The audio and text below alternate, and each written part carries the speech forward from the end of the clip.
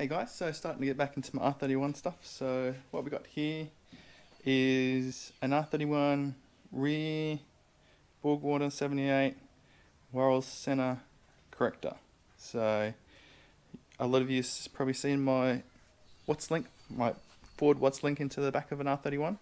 A lot of people said that they had already got a adjustable Panhard Rod and didn't want to go the route of a Watts link, just because they already have a Panhard Rod.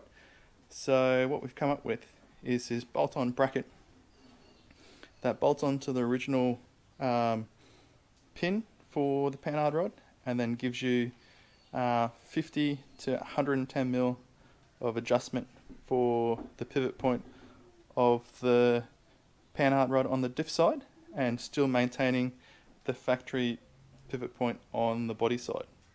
So it's a 3mm bracket welded together, has 3mm compensating plates, and then it's not too bad. It's pretty robust. I've had this tested for at least 9 months now. I was a bit curious about what loads I should actually apply to this to see if I can break it on a car. Obviously, if you have a direct gutter hit with the wheel or wall hit or something like that, then we can't really account for that shock load. But for day-to-day using, I've come up with a design that I think is going to be very robust and fit for purpose. So that's the bracket. This is a reducing bush which goes into your factory Panhard Rod to reduce it down to 12mm, so from 7/8 to 1/2 inch basically.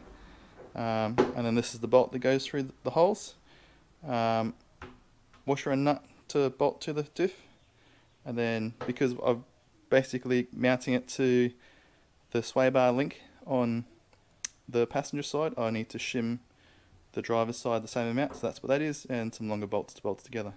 So it's going to be a very basic install. I'll show you on this cat diff housing first outside of the car, and then we'll do it inside the car.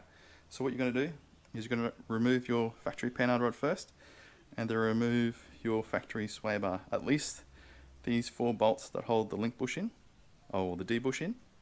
And then you're going to take the bracket, slide it over the pin for the factory Panhard Rod.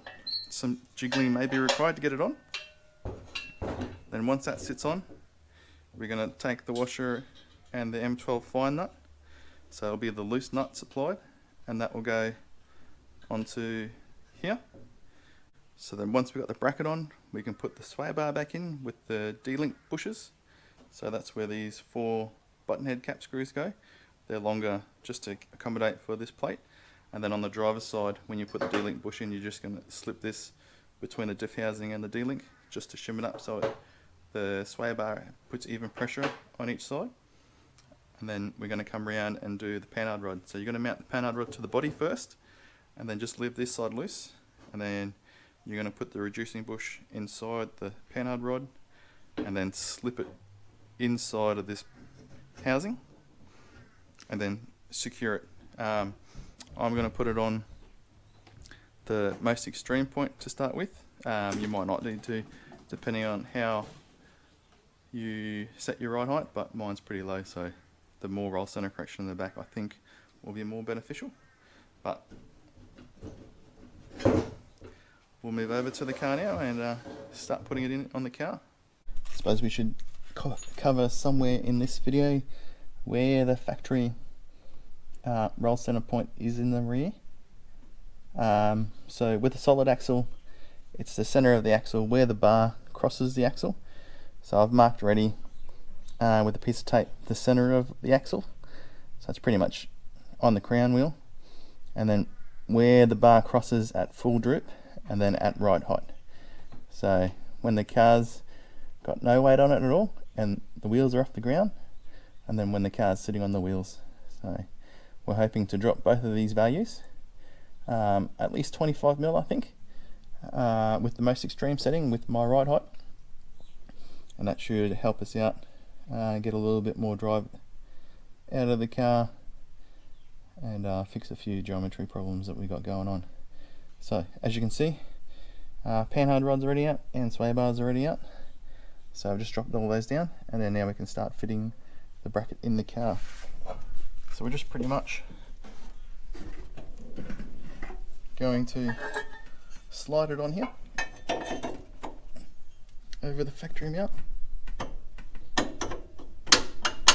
Give it a bit of a jiggle. There we go. So that's, if you can get it home, so that's it in position. And then we're going to put the washer on the nut back on this side, and then we can start fitting the sway bar. I won't record fitting the sway bar, but I'll just do that in a sec right now. Okay, now we've got the D-links back in, so you can see the shim in there and the new bolts. And on this side, oh, it's got stuff in the way, but on this side you can see that it's bolted through. And we've got this big nut in the back, so if you got a torque wrench, you want to torque this up to like 90 to 100 foot-pounds. If you don't, it's an eyelet nut, it's not going to vibrate loose, just do it up tight. Then we started putting the Panhard rod back in, so you can see I've got the bush and the Panhard rod to reduce it down, and then just slid it in. So what we've got to do is we've got to lift the car to get this bolt to line up. So we're just going to get it on the jack and then lift it to line up, so we can put the new bits in, and then we can remeasure where the roll center is now that we've got all this jazz bolted on. So I'll just do that quickly. Right, so now we've got the bottom bolt in and it's done up tight. There's no nut on the back, so I've gone for the most extreme setting. You can see that it's 110mm difference from where it was originally, which would have put the bar pretty horizontal to putting a bit of a fall back on the bar. So it's probably sitting at like 5 degrees or something at the moment, but I've got the car up at the moment, so it's, don't know if you can see, but it's not taking any weight on the axle stands. And then we're down to about here somewhere. So this is ride height with the roll center correction.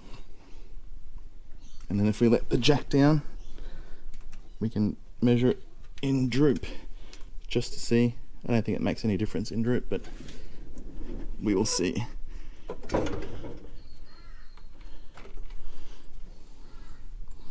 So you can see it doesn't affect, it's pretty much in the same position as it was originally in reference to the diff.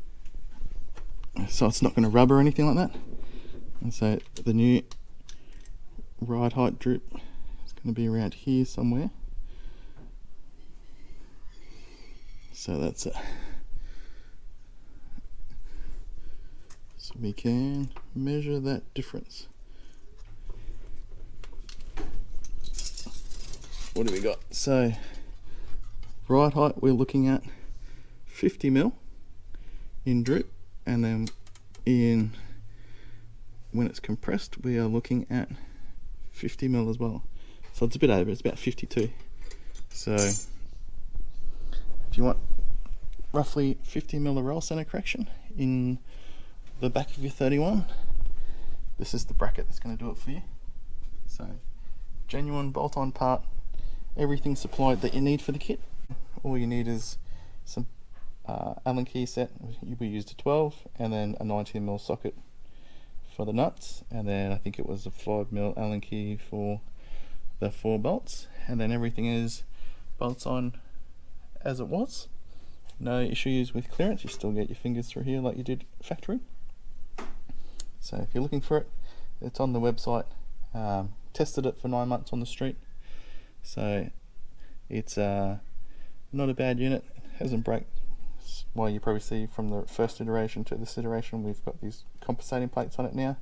We were getting some elongation in the bolt holes in the first variation of it, but this one with the reinforcing plates, it's been 100% bulletproof. Obviously, direct wheel hits to the gutter or to a wall, we'll probably bend this bracket, but I'd rather you bend the bracket so I can send you a replacement than we start bending axles and every other bits and pieces. So keep that in mind. It's good for general duties, even though I don't recommend it on the road for race use only. But if you bend one, send me a message. Well, I'll sell you the part to replace it. But yeah, race use only, boys. Keep darting along. I'll catch you in the next video.